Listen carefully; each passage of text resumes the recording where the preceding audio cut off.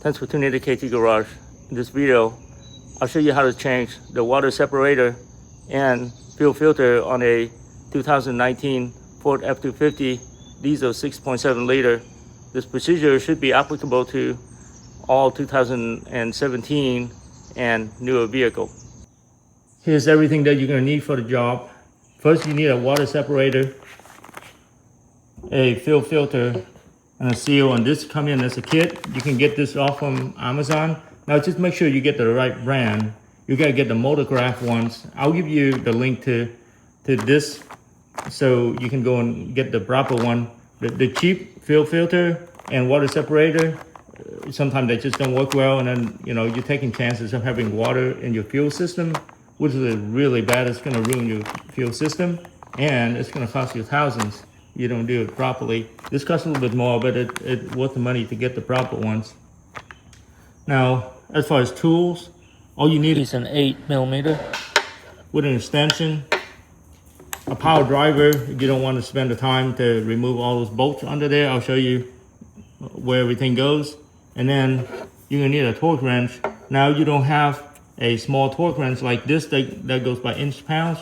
You always can just feel it and torque it by hand. Just don't torque them too tight, and we'll go over that when we get to that point.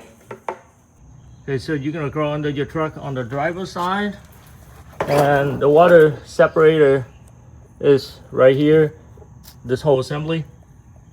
Now what you need to do first is just to relieve the fuel that's in the separator. You're gonna turn them counterclockwise and relieve the fuel. Make sure you have something down there to catch it. You see that doesn't take much to turn. There we go. So let's just wait for that to drain. Give it a few minutes and then we'll come back. So while the fuel is draining, I'm gonna go ahead and swap out this filter, and this is in your engine bay. On the driver's side, you stand on the driver's side looking in. This right here that you need to change. Now I'm gonna have to get up here somehow because my truck is lifted pretty high. Just gonna jump up here. So this filter, the hose clamps are all designed differently. So let's do one by one first. I'm gonna just use a screwdriver and see, and just pop this. This gotta come up. So when you pry up that way, you can just press on it on the sides and pull them out. They should come right out. Just like that. So that's done. The next one will be the blue one. And these clips are pretty flimsy, so be careful. Just stick a screwdriver on there and just pry them out. Real easy. Don't break the tabs.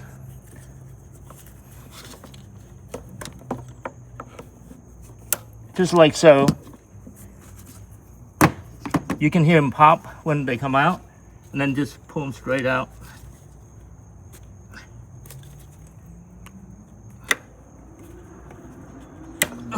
There you go. So the last one is this one here, and same thing. You're gonna try to, that one is facing the other way, so I'm gonna have to find a way to get on that side. This one, I think I can just force it from this side. Yeah, you just push the back of the retaining clip, and then you pull them straight out as well. So I'm gonna get a towel and clean the fuel. So to remove this filter, you just rotate them counterclockwise.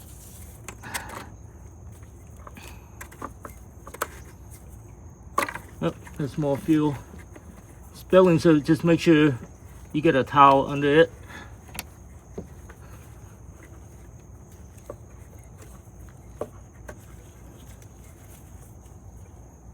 Turn them counterclockwise until it stops, and then at that point you just pull them straight up.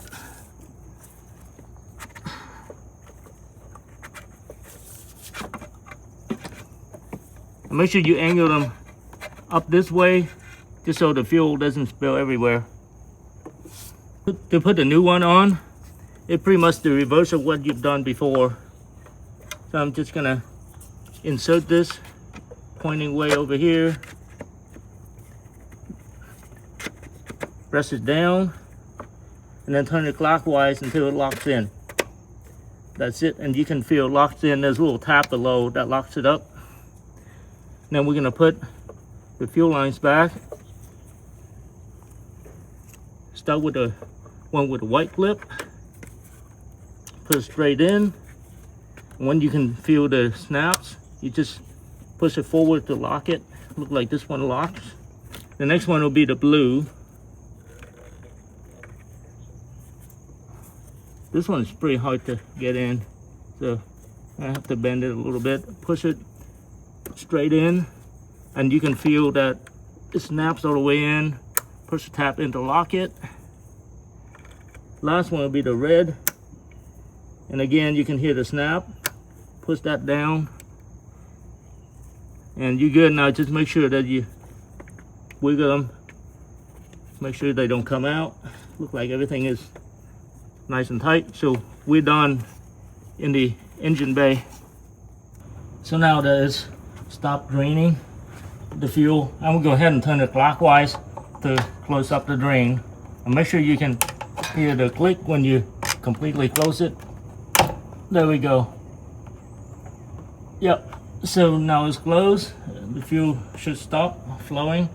Now we can go ahead and start removing the housing, but before that you got to disconnect the electronic wire here. So you just use your thumb and press on this tab and pull it straight out, just like that.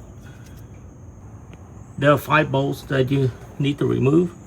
That's 1, 2, 3, 4, and 5. So I'm gonna go ahead and back them out. I'm just gonna use my power tool to get them out quick. We're gonna take an 8mm socket to remove those bolts.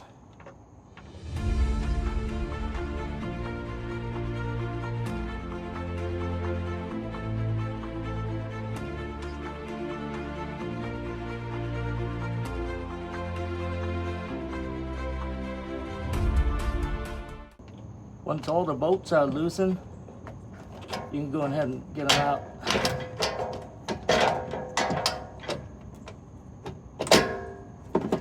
A little tight. You need to bend the plastic cover back a little bit, and it will drop right down. Okay, so when you take the water separator out, the assembly should look something like this. Now, just be aware of orientation.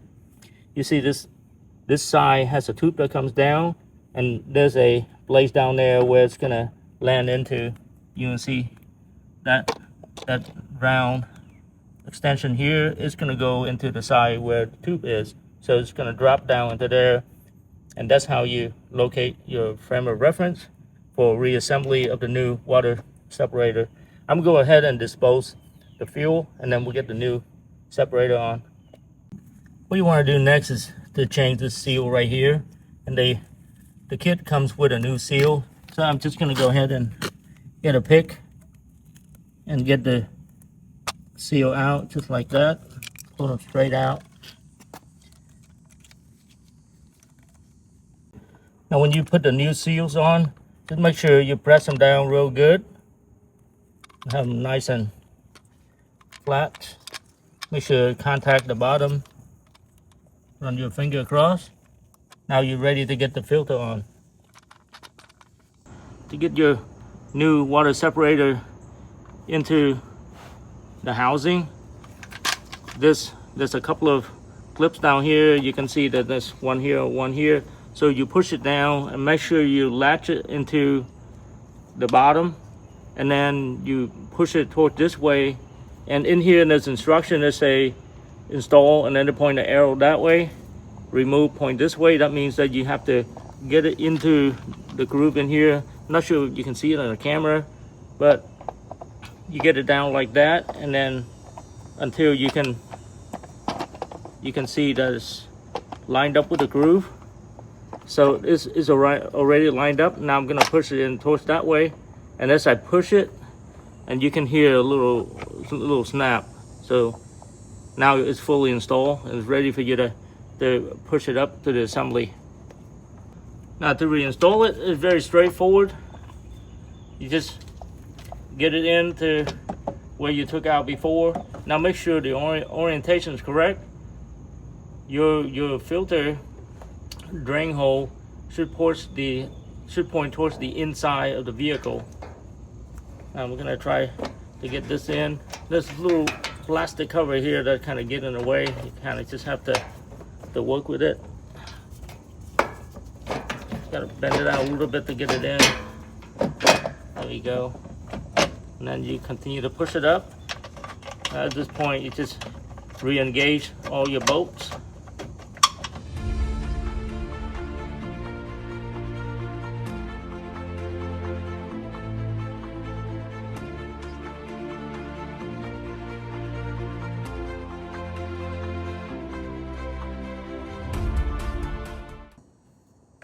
So now that everything is snug tight, I'm going to go ahead and tighten this up to 9 foot-pounds or 84 inch-pounds. So you just want to make sure that you use a proper torque for this. Now, if you don't have a fancy torque wrench like this, you can do it by hand, but just make sure that you don't over tighten it.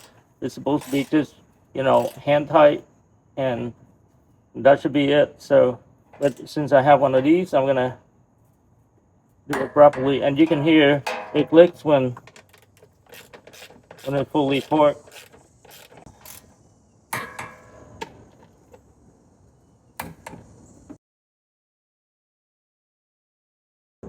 And the last thing to do is just to reinstall your electronic plug. Just make sure you plug it in and you hear snaps, and then you check to see if it's nice and tight.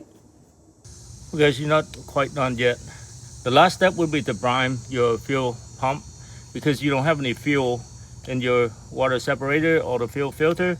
So you're gonna have to run the fuel pump, make sure it's all filled up before you can start your truck. So what I'm gonna do is, I'm not gonna start it. I'm just gonna go ahead and turn the car on and the ignition on, and you can hear the fuel pump trying to prime it. Turn it on for a little bit, turn it off, on, off. Do that several times before you can start the truck.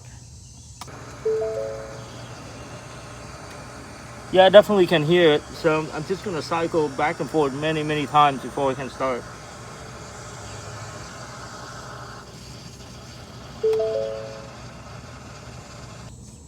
So I cycle about 10 times or so just to make sure that the fuel is all filled up to the engine. Now I'm gonna go ahead and get it started.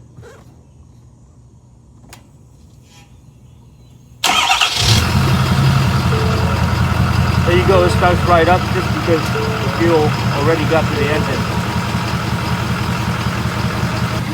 While the truck is running, you should do a final check. Just look at where the filter or separator is and make sure that the truck is leaking. It seems like everything is good to go.